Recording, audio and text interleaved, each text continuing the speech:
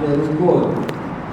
Dan rukun ni sesuatu yang tak dapat tidak mesti dilakukan. Jadi kalau orang yang mengerjakan ibadat haji, dia ada berapa rukun tuan bapa? Nah, Masya Allah, hari ini semangat sikit. Alhamdulillah. Itu apa dia? Yang pertama ialah niat. Yang kedua wukuf di padang Arafah. Yang ketiga tawaf ifadah, itu tawaf haji lah tu. Dan yang keempat sa'i. Dan yang kelima bersyukur atau bergunting. Dan yang keenam tertib pada kebanyakan rukun. Maknanya tertib pada kebanyakan rukun. Ada rukun seperti sa'i yang nombor 4, dia boleh jam pergi sebelum nombor 2. Dan begitu juga bersyukur bergunting nombor 5, dia boleh lompat sebelum nombor 3. Itulah maknanya tertib pada kebanyakan rukun. Dan kita juga telah mengatakan bahawa di dalam ibadat umrah ada berapa rukun tuan ibu? 5, Alhamdulillah.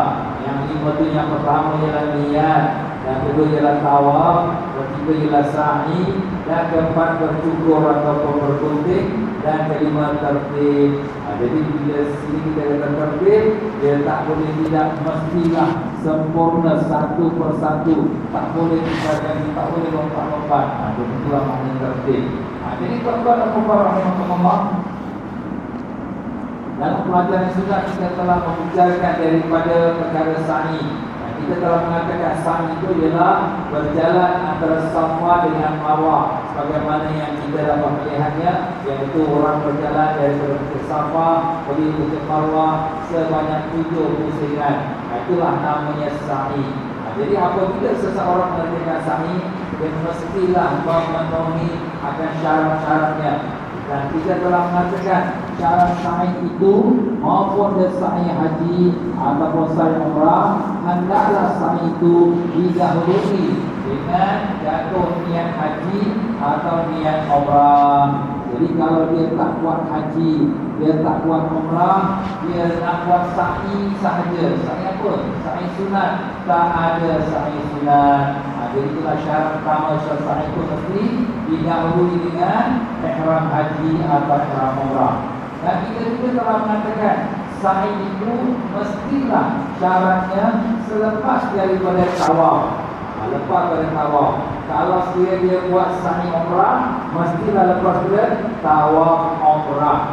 Kalau dia buat sa'i haji, mestilah selepas daripada salah satu tawaf. Apa yang salah satu tawaf? Jadi dalam ibadah haji ini dia ada dua pilihan. Bila masa nak buat sa'i haji? Kalau sekiranya kita lihat pada rukun haji yang pertama niat, kedua wukuf di pada Arafah, balik pada Arafah pergi Mekah, dia buat tawaf haji dan sa'i haji. Jadi sa'i haji ini dikerjakan selepas daripada tawaf haji, tawaf ifadah. Dan dia boleh pilih juga. Apabila dia pun dah jatuh niat haji, dia sampai Mekah, dia tawaf dulu. Kerana dia tak boleh tawaf haji sebelum ke Arafah. Lepas tawaf dulu, dia boleh sa'i haji.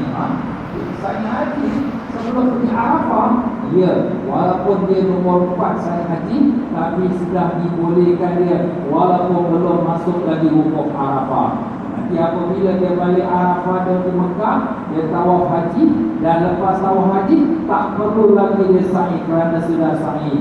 Cuma dia bercukur atau bergunting. Itulah sebab kita namakan dia tertib pada kebanyakan rukun. Itulah dia dua syarat sa'i. Pertama, mestilah dah jatuh niat haji atau umrah, dan kedua, mestilah lepas tawaf. Andai kata kalau dia pergi depan Masjidil Haram, kemudian dia pun nak tawaf, orang pernah sesak, tak bolehlah, aku tak boleh tawaf, aku nak sa'i dulu. Jawapan kita, tak boleh sa'i. Kenapa?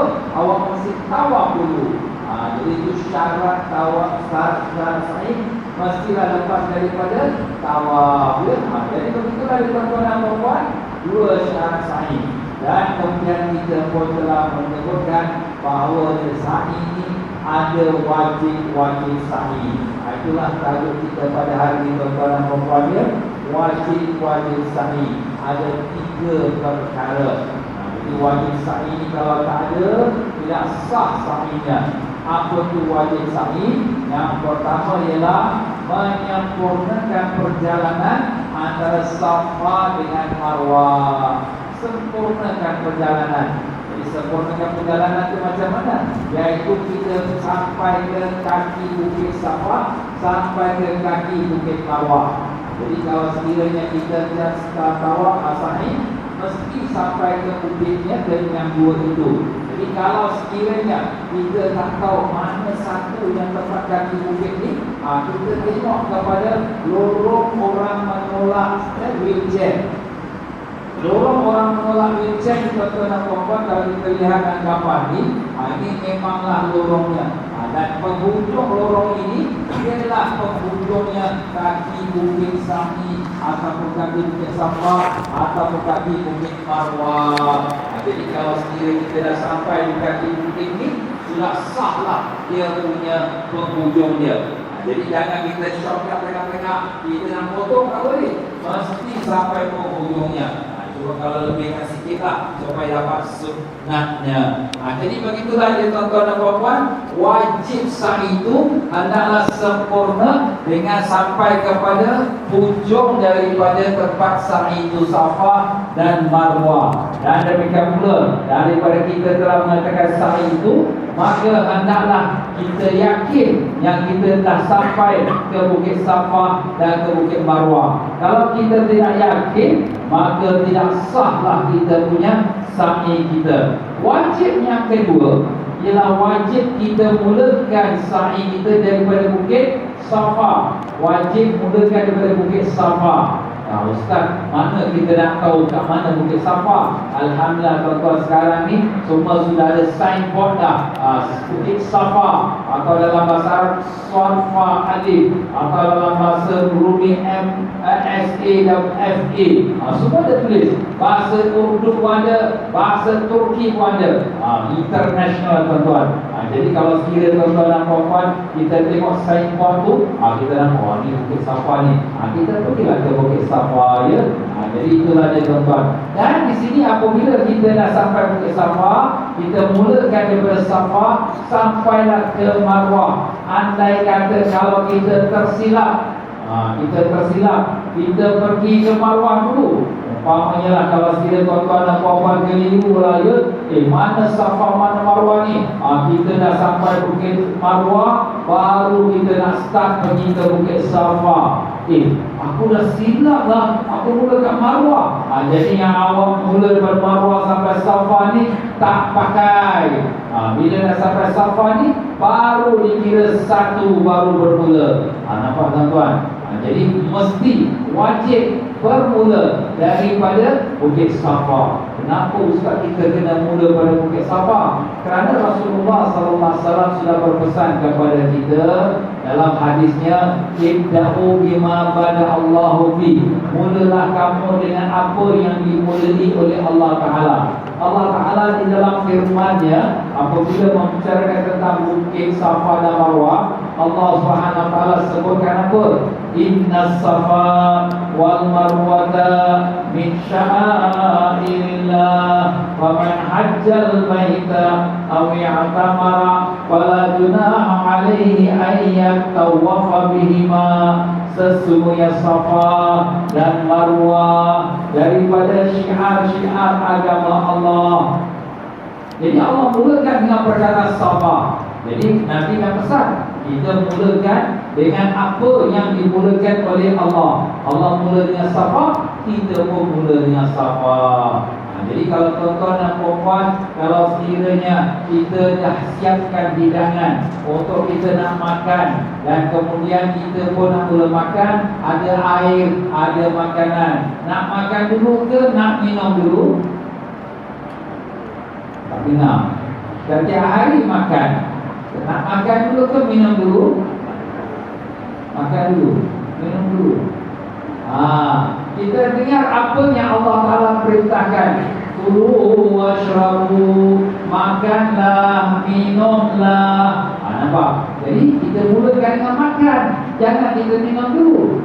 Jadi kalau bulan puasa ni dah dekat dengan kita nak buka puasa. Ustaz kekal sekarang mana Ustaz? Ni nak minum air batu ni. Nanti dulu, makan di rumah dulu. Sunat makan kurma. Dah makan kurma 3 biji, barulah kita minum air. Nampak tuan-tuan? Jadi sunatnya kita mulakan dengan makan. Sebab Allah sebut makan dulu, baru Allah sebut minum. Kalau dah minum banyak-banyak air, dah kenyang perut tu, itu bukan kenyang, itu kembung air. Nanti sekejap lagi dah lapar. Sebab tu di sini suruh makan dulu. Bila kita dah makan dah kenyang, baru kita minum air. Macam tu lah dia tuan-tuan dan puan-puan rahimahkumullah. Itu wajib yang kedua, kita mula dengan sabar. Wajib yang ketiga, menyempurnakan 7 pusingan. Jadi kalau sekiranya kita tawaf 7 pusingan, kalau sekiranya kita sa'i pun 7 pusingan. Tapi 7 pusingan sa'i dia tak macam pusingan tawaf. Kenapa? Sebab dalam sa'i ni, kalau kita mula daripada Bukit Safa sampai Bukit Marwah dah kira 1. Apabila daripada Marwah sampai Bukit Safa dah kira 2.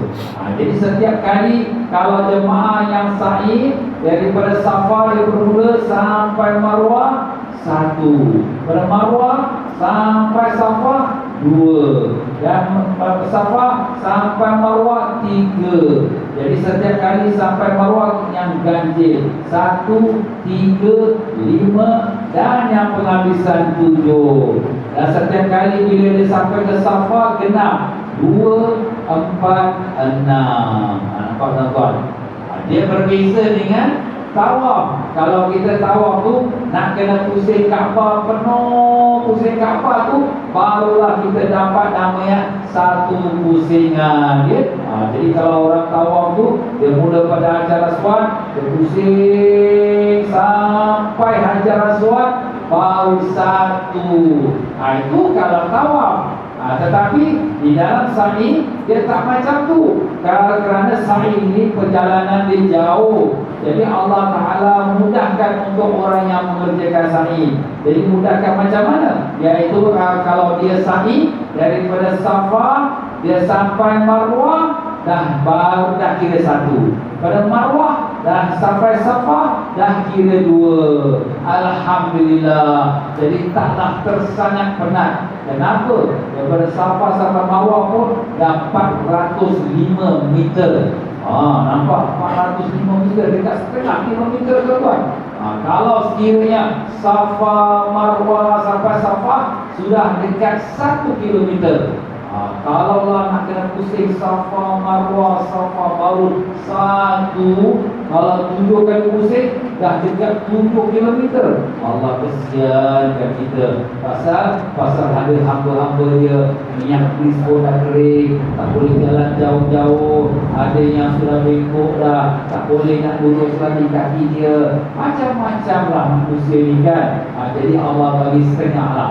Jadi kalau sekiranya kamu sa'i, Safa kamu sampai Marwah 1, Marwah sampai Safa 2. Alhamdulillah, sampailah yang ketujuh di Marwah, habis dah sa'i kita. Tapi kalau ada orang dia pakai hukum akal, dia pakai hukum akal. Dia kata aku kalau tawaf, aku pusing keliling sampai berhajar sampai Hajar Aswad baru kira 1. Jadi dia pun pergilah sa'i daripada Safa dia pusing sampai Marwah sampai Safa, dapatlah 1. Jadi orang buat 7 dia buat berapa tuan?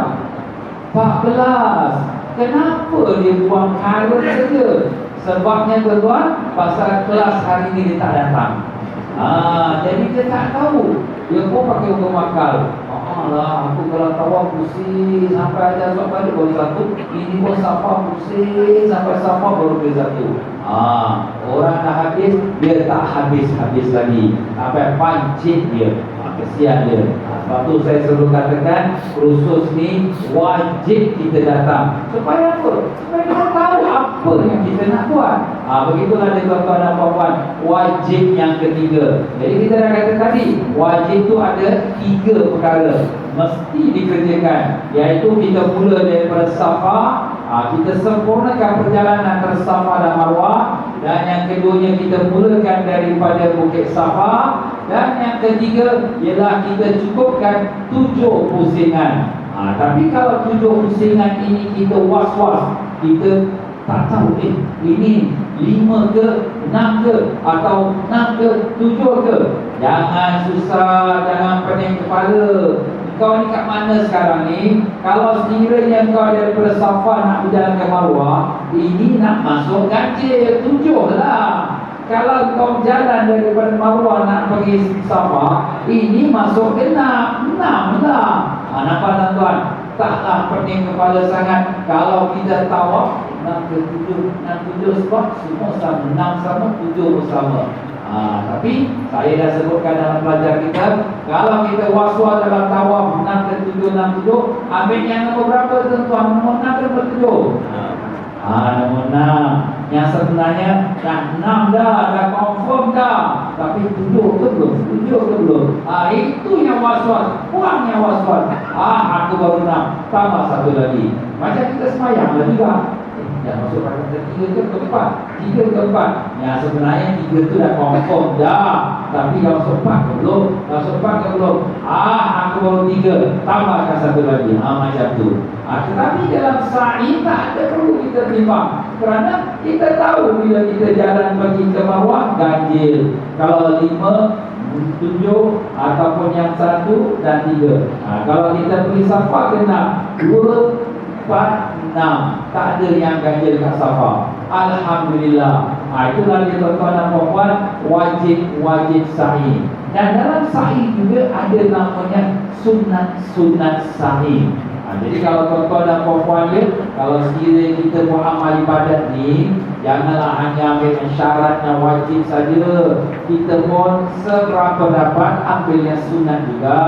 Kenapa? Sebab sunat tu seperti perhiasan. Kalau kita buat rumah, kita tak ada perhiasan rumah, hanya bumbung dengan tembok saja. Boleh? Alamak Ustaz, ini macam masuk rumah kubur pula ni. Ni sebelum nak kita kunci dah dapat, kita nak renovate dah sikit. Pandai kau kalau nak pindah rumah, semua nak lengkap cantik perhiasannya, kipasnya, airconnya. Wah, belanja ribu-ribu tak apa. Tapi tempat ibadat, tak apalah, sunat aja. Jangan. Walaupun sunat, ambillah supaya kita ibadat lebih cantik dan lebih lagi diterima oleh Allah. Apakah ada sunat-sunat sa'i itu? Yang pertama, berturut-turut. Berturut-turut ni ada 2. Pertama, berturut-turut dengan tawaf, iaitu kalau boleh lepas pada tawaf terus kita pergi sa'i. Dalam pelajaran bab tawaf kita dah sebut, habis tawaf sembahyang sunat tawaf 2 rakaat, kemudian pergi doa di Multazam, kemudian minum air Zam-Zam, kemudian terus pergi sa'i. Ini kalau kita tawaf haji atau tawaf umrah ada sa'i, jadi kita pun pergi sa'i. Itulah yang sunatnya. Kalaulah orang pernah Ustaz, saya rasa saya nak lambatkanlah, nanti sa'i waktu malam nanti, macam tak larat badan.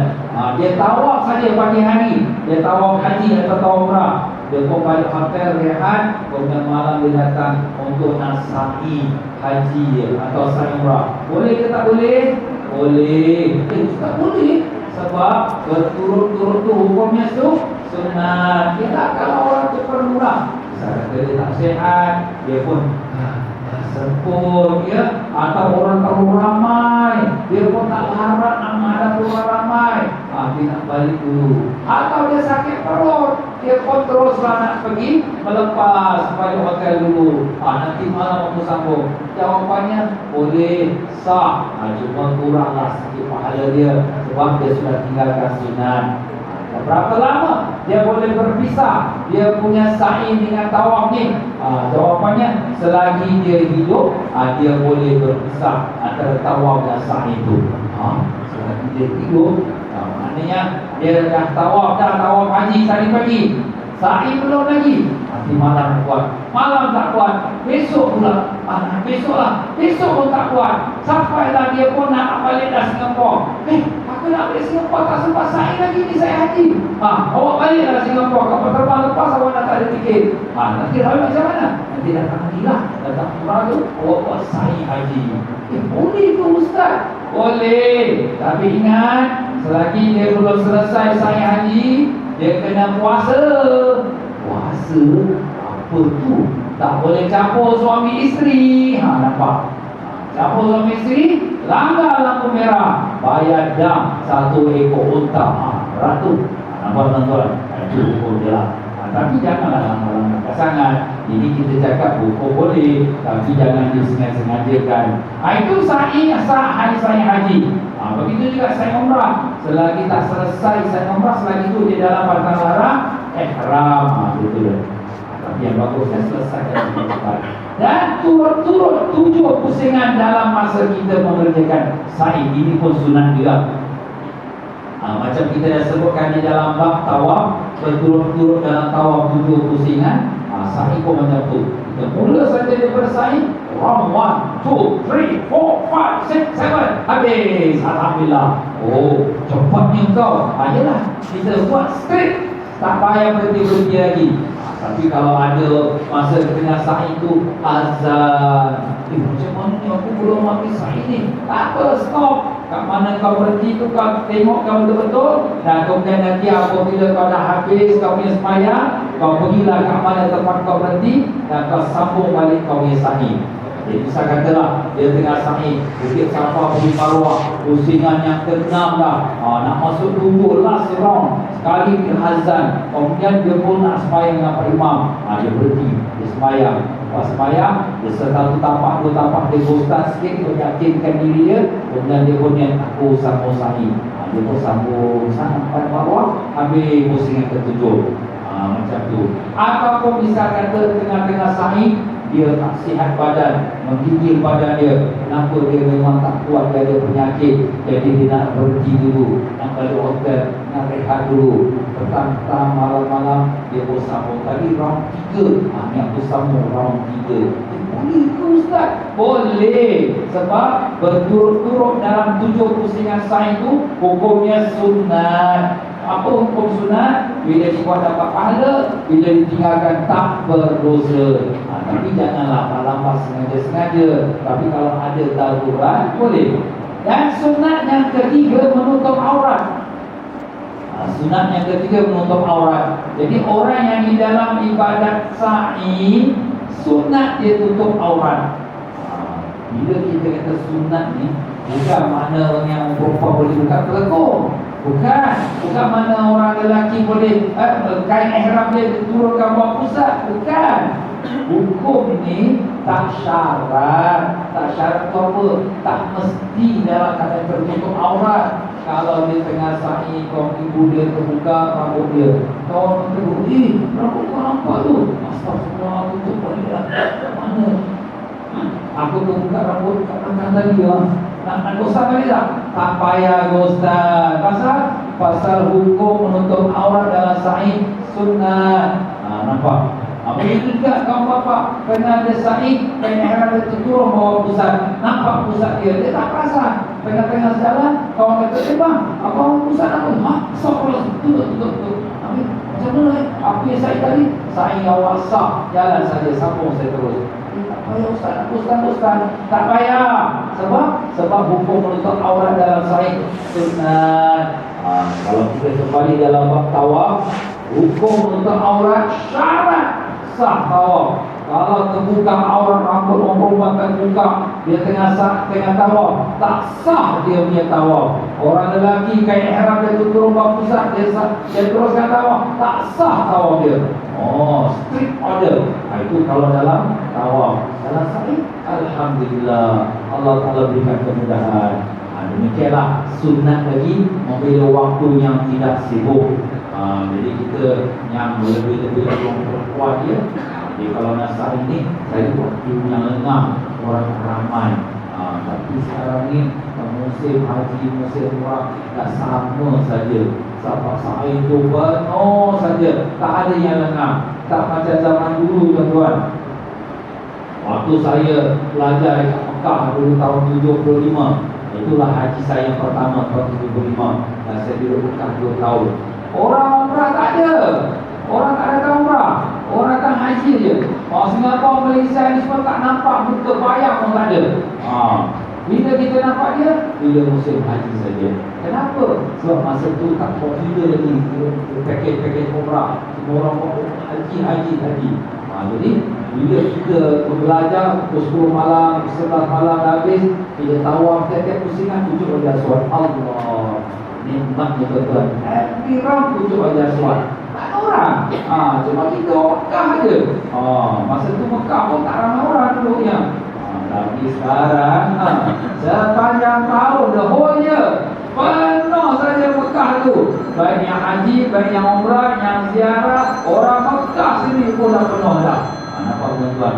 Masa berubah tuan-tuan. Jadi kalau zaman dulu boleh kita pilih-pilih mana waktunya tak sibuk, tapi sekarang ni tak ada waktu dah. Semua sama saja. Dan sunatnya kena berjalan kaki. Mereka keuzuran. Jadi kita lihat bagaimana Siti Hajar nak cari air, dia jalan kaki, pergi ke Bukit Safa, pergi Bukit Marwah. Jadi kita pun sunat jalan kaki. Kenapa? Nak menghayati macam mana Siti Hajar susah payah Siti Hajar bawa matahari yang panas. Aku ni bawa kipas angin, ada aircon lagi, batu marmar licin saja, tak ada sakit kaki pun. Macam mana Siti Hajar pernah kita rasakan dia.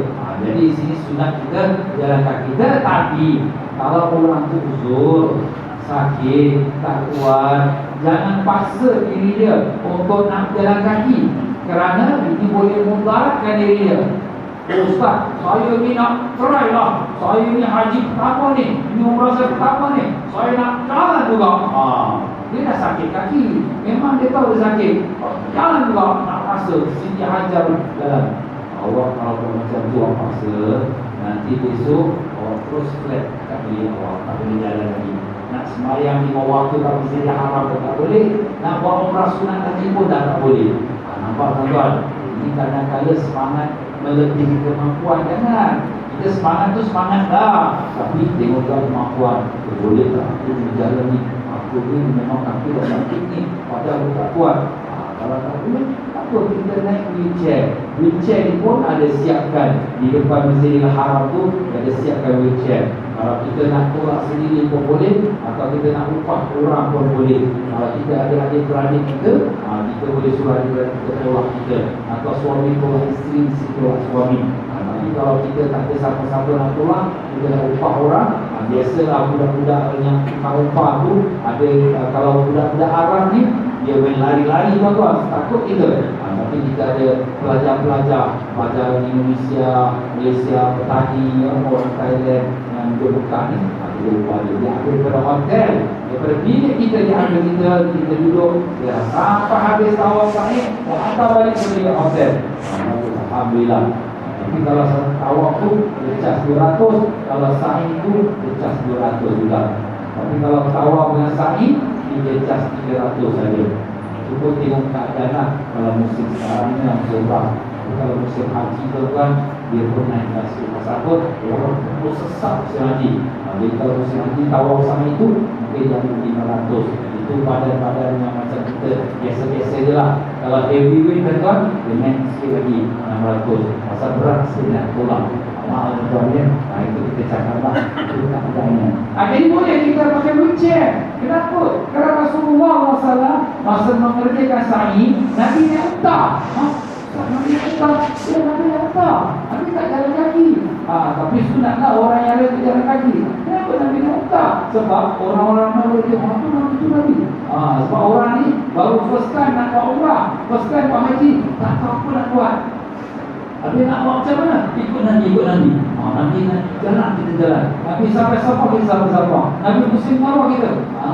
Itu tujuannya Nabi ni unta. Bukan Nabi tak berjalan, tapi Nabi pun masa tu umur dah 62, nak masuk 63 tuan-tuan. Memang Nabi pun dah berumur juga lah. Pada masa tu Nabi SAW mengerjakan haji. Lepas 3 bulan Nabi kembali ke kota Madinah, Nabi SAW kembali ke rahmatullah. Jadi masa tu umur Nabi kembali rahmatullah 63 tahun. Jadi umur Nabi masa itu kan 62 tahun setengah. Masa tu lah lebih kurang. Jadi Nabi pun dah berumur. Jadi Nabi pun kena minta dia. Kalau tuan-tuan nampak, ustaz pun nak wheelchair. Ustaz pun manusia juga. Dia pun ada juga kelemahan. Kaki pun naik unta. Betul lah. Jadi kesunnah Nabi. Itu bagi orang yang berumur lah. Muda-muda jalan lah. Apa nak wheelchair pula. Amal tuan ya. Amalan kalau yang sakit. Dan sunat jika masuk ke dalam pintu Masjidil Haram melalui Babus Safa. Kita nak bersama ini masuk melalui Babus Safa. Ustaz, mana Babus Safa ni? Sekarang Babus Safa pun dah tak ada dah. Sebab pun zaman dulu tuan-tuan memang ada khas pintu Bukit Safa ni, dia ada pintu dia, pintu Babus Safa. Sekarang dah semua sama je. Jadi saya cuma cerita pada hukum zaman dulu lah. Zaman sekarang tuan-tuan dan puan-puan pun nak pergi ke Safa ni, dia arrow kita jalan-jalan ikut arrow saja. Sebab Masjidil Haram masih dalam construction lagi, tak jelas lagi kat mana kita nak pergi ni. Jadi kita ikut arrow saja, pusing sana pusing sini, ikutlah saja.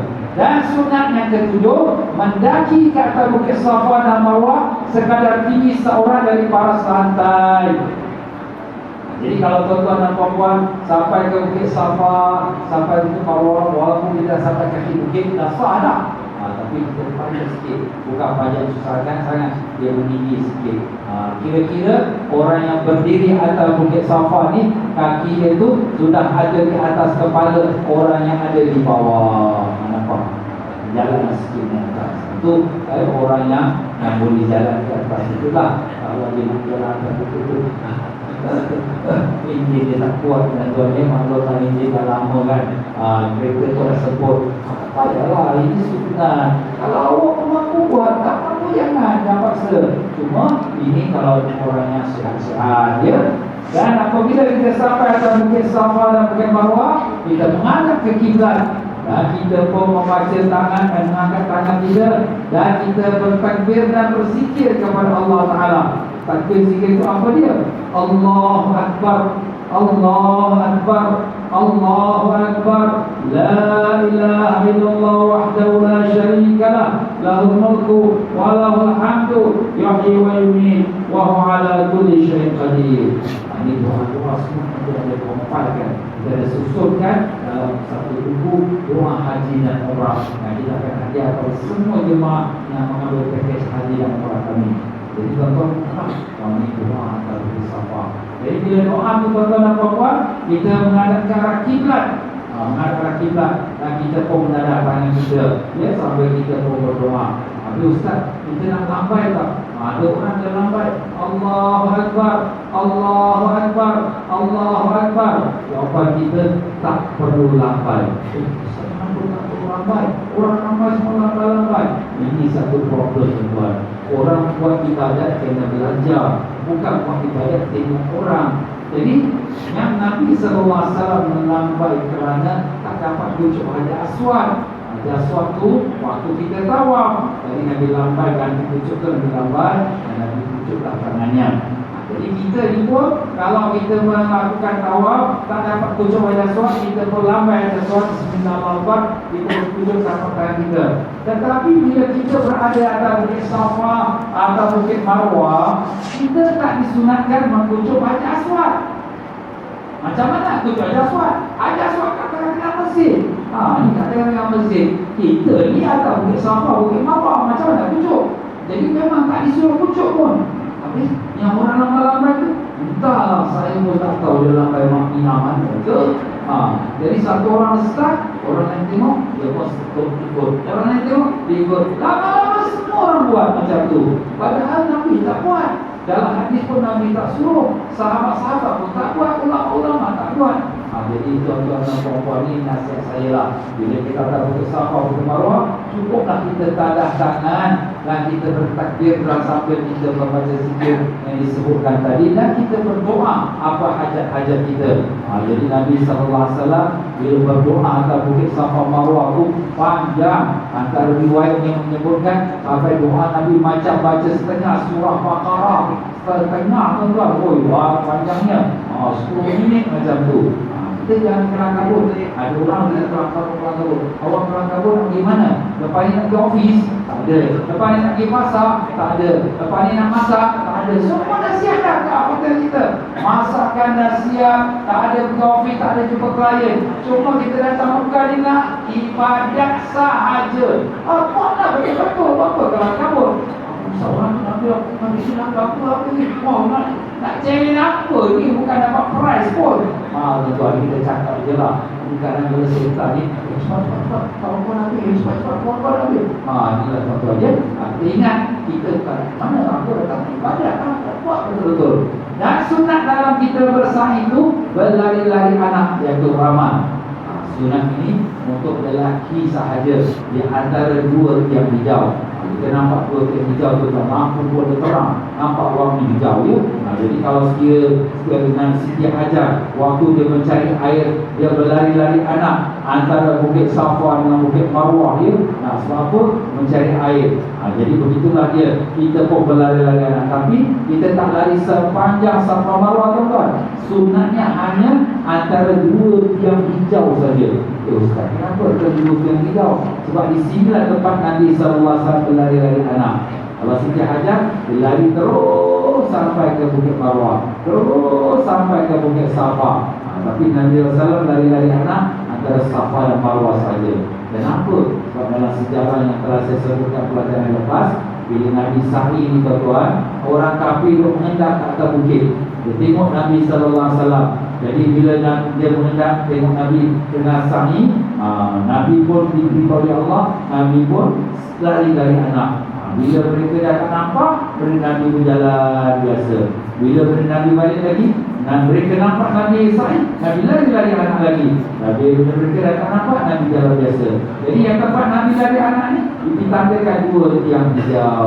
Jadi 7 pusingan daripada awal sampai akhir. Sunat kita berlari-lari anak di antara dua tiang hijau. Tapi sunatnya hanya untuk lelaki sahaja, tidak untuk orang perempuan. Jadi orang lelaki naklah dia. Bila kita nampak warna tiang hijau tu, kalau kita bersama first tiang hijau, kita lari-lari anak. Sampai tiang hijau kedua, kita stop. Kalau kita dah dapat Marwah, nampak first tiang hijau, kita lari-lari anak. Sampai tiang hijau kedua, kita pun jalan biasa. Macam itulah. Sampailah pusingan yang ke-7. Dan sunat bagi orang lelaki yang memakai ihram, kerana apa? Kerana dia dalam ihram haji atau ihram umrah, maka dia bila kerjakan sa'i, ittiba buka bau kanan. Ini hanya untuk lelaki ya. Jadi begitulah orang lelaki sunatnya ada tambahan 2 lebih daripada orang perempuan, iaitu berlari-lari anak. Untuk lelaki, orang perempuan tak ada lari-lari anak. Dan beriktibar membuka bau kanan kalau dia memakai ihram ya. Sunat ini dalam mazhab Syafi'i kerana kiaskan kepada tawaf ya. Tawaf pun kita beriktibar buka bau kanan. Tapi dalam mazhab yang lain ada yang berpendapat tak buka bau kanan waktu kita sa'i, seperti mazhab Hanafi dan Hambali yang sunat beriktibar semasa mengerjakan sa'i ya. Kalau sekiranya tawaf dia beriktibar, jadi sa'i tidak beriktibar. Jadi sini ada orang yang buka bau kanan, ada orang tak buka. Jadi 3 orang yang tak buka bau kanan, kita mengkata itu mazhab Hanafi lah, mazhab Hambali lah. Kita jangan kisahkan ada orang kepo juga. Bila kita buka, tutup, tak sunat tutup. Kau mazhab lain, aku mazhab lain. Apa pula? Masing-masing sendiri-sendiri lah. Sebab tu ni kadang-kadang mahu kata tuan-tuan, jangan jadi kepo bila kita mengerjakan ibadat. Kita tahu ulama ada berbeza pendapat kerana berbeza pandangan mereka dalam hadis-hadis dan juga ayat-ayat Quran ya. Baiklah, sekarang kita nak buat sa'i haji. Tadi Ustaz dah cakap kita boleh pilih nak buat sa'i haji lepas tawaf qudum, tawaf selamat datang, ataupun lepas daripada tawaf haji. Nah, sekarang mana yang lebih afdal? Nak buat lepas tawaf qudum ke ataupun lepas tawaf haji? Jawapannya tuan-tuan dan puan-puan, bilakah afdal melakukan sa'i haji? Jawapannya ialah selepas tawaf qudum. Fatahul sebagaimana yang diriwayatkan oleh Jabir radhiyallahu anhu, Nabi sallallahu alaihi wasallam mengerjakan sa'i selepas tawaf qudum. Hadis diriwayatkan oleh Imam Muslim, hadis yang sahih bagi mereka yang memasuki Mekah dengan ihram haji atau ihram haji serta umrah, iaitu haji kiran, haji ifrad atau haji kiran, ya. Jadi itulah dia tuan-tuan dan puan-puan, ya. Kalau sekiranya orangnya yang nak mengerjakan sa'i haji, dia boleh pasal haji atau belum. Tapi kalau orang yang haji tamattu, itu lagi buat tamattu, buat ifrad, buat kiran, kita akan sebutkan dalam bab haji lain yang kita selesaikan dulu, bab sa'i. Jadi apabila tuan-tuan dan puan-puan kita melihat daripada ibadat sa'i, semua ibadat ada rahsia dia. Begitu juga apabila kita sa'i, ada hikmah dan rahsia dia. Kalau kita berjalan saja antara Safa Marwah, pernah letih, kita rasa macam malas, kita dah tak nampak punya rahsia dia. Tapi kalau sekiranya kita dapat hayati, inilah baru tahunya aku rasa pernah letih, dan sedangkan aku di bawah bumbung ada aircon, ada air zam-zam yang boleh minum. Bagaimana lagi lahir kalau aku di padang mahsyar? Ingat kita jauh pergi. Mana? Padang mahsyar, di mana matahari hanya sejengkal atas kepala kita, bumi merah padang menyala, satu air pun tak ada, satu bumbung pun tak ada. Macam mana kita? Bukan satu orang, dua orang, semua kita, termasuk ulama, wali-wali, nabi-nabi semua. Cuma orang yang Allah selamatkan ialah orang yang di bawah bayangan arasy Allah. Itu ada 7 golongan. Itu panjanglah cerita dia. Jadi tuan-tuan dan puan-puan, daripada sinilah kita mengambil insafan. Inikah aku nak balik kepada Allah yang dosa aku dan banyak astagfirullah. Di situlah datang keinsafan dia untuk bertaubat pada Allah. Jadi dia mengambil iktibar. Dan apabila dia berlari antara dua tiang hijau itu, bukan lari olimpik, tapi lari dia sebagaimana Allah firmankan, fafirru ilallah, maka larilah kamu kepada Allah. Jadi seolah-olah kita sedang lari menuju kepada Allah. Tinggalkan semua dosa-dosa kita, maksiat-maksiat kita, dunia melalaikan kita. Aku tak mau lagi, ya Allah, aku nak datang kepada Engkau, ya Allah. Itu perasaan kita bawa. Semacam mana Siti Hajar berlari mencari air, datang kerana mencari keridhaan Allah. Dia berlari. Begitulah Nabi SAW berlari menuju kepada Allah. Kita mau berlari menuju kepada Allah Subhanahu Wa Taala. Makanya sebab itulah satu masa Syekh Syibli rahmatullah alaih, seorang ulama wali Allah, dia ziarah kepada muridnya yang baru balik haji, dan dia pun bertanya kepada muridnya. Aku bertanya kepada muridnya beberapa soalan. Adakah kamu turun daripada Safa? Ini daripada Safa dan Marwah. Dan adakah kamu berlari daripada Safa dan Marwah? Jawab muridnya, ya, ada. Pada ketika berlari itu, adakah kamu merasa diri kamu melarikan diri jauh daripada segala-galanya, melainkan Allah, dan sampai kepada Allah? Jawab muridnya, tidak. Tak ada pula rasa macam tu. Maka jawab muridnya, maka kamu tidak berlari sebenarnya. Lari ini bukan kita lari-lari orang suka-suka. Kita datangkan perasaan, kita lari menuju pada Allah, meninggalkan semua segala yang melalaikan kita daripada Allah. Sekalian dosa-dosa, maksiat semua tak mau lagi. Itulah perasaan kita. Sebab itu orang yang balik haji, balik umrah, hati dia sudah cenderung ingin dekatkan diri kepada Allah Ta'ala. Mau tak mau, semua kita mesti, pasti, garanti mati menghadap Allah. Mau atau tak mau, suka atau tak suka, siap atau tak siap, semua kita akan balik pada Allah. Bila nak balik pada Allah, tak ada siapa yang boleh jamin. Nak kata, di 10 tahun, lagi 20 tahun, aku muda lagi lah, nanti aku sakit, nanti baru mati. Tak ada. Mungkin petang ini, mungkin malam ini, mungkin besok pagi, tak ada siapa yang dapat jamin semuanya. Jadi sebab itu, kita jangan kompon ni. Bila kita menjadi ibadat haji yang ini, kita bawa diri kita dalam Allah. Bahkan hidup kita sudahlah yang dosa-dosa masa kita mengalah. Aku nak pergi betul-betul taubat kepada Allah. Aku nak mendekatkan diri kepada Allah. Besok aku mati, tak siapa pun aku, kawan pun tak tolong, member pun tak tolong, dan teman-teman pun tak tolong. Tak siapa yang akan duduk sama aku dalam kubur aku. Aku seorang diri saja yang akan mengangkat kepada Allah Ta'ala. Fikirkan dulu tuan-tuan. Dan selepas daripada kita pun melakukan sa'i itu, maka kita pun berputing atau bercukur selepas daripada sa'i, ya. Jadi itulah kita yang berikutnya, insya-Allah bercukur atau berputing, ya. Wallahu a'lam. Tapi kita kalau ini pendek saja berpanjang. Jadi kalau sebelum kita nak buat umrah, maka sunatnya kita bercukur tu lebih baik daripada bergunting kalau kita buat umrah. Kenapa?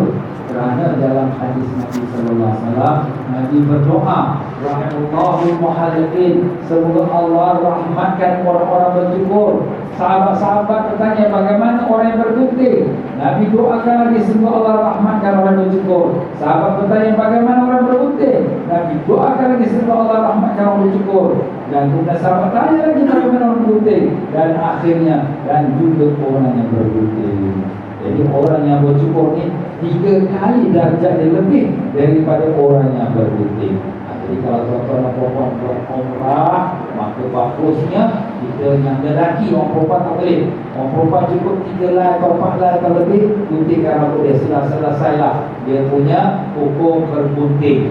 Tapi orang lelaki, sunatnya dia bercukur. Kenapa? Sebab dia punya doa Nabi 3 kali ganda Nabi doakan daripada orang yang bergunting. Setiap satu lai rambut tu akan menjadi cahaya yaumul qiyamah. Dan setiap satu lai tu satu darjat Allah angkat. Dan setiap satu lai tu satu dosa diampunkan dan satu pahala dikurniakan. Masya-Allah. Kalau kepala kita ada ribu-ribu lai, ribu-ribu pahala, ribu-ribu darjat akan diberikan pada orang yang bersyukur itu. Jadi kalau sekiranya lelaki, kalau dia nak apa boleh bersyukur. Habis Ustaz, kalau kita buat haji, buat haji kita lihat.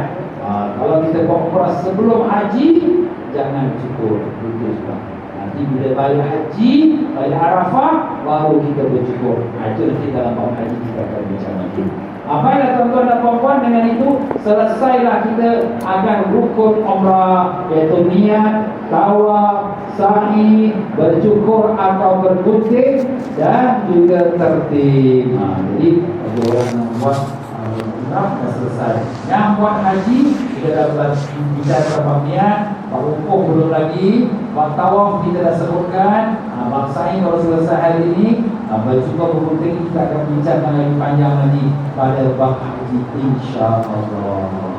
Jadi tuan-tuan dan puan-puan rahimahullah, kita pun telah diberitahu oleh pihak MUIS, ya. Pihak MUIS pun telah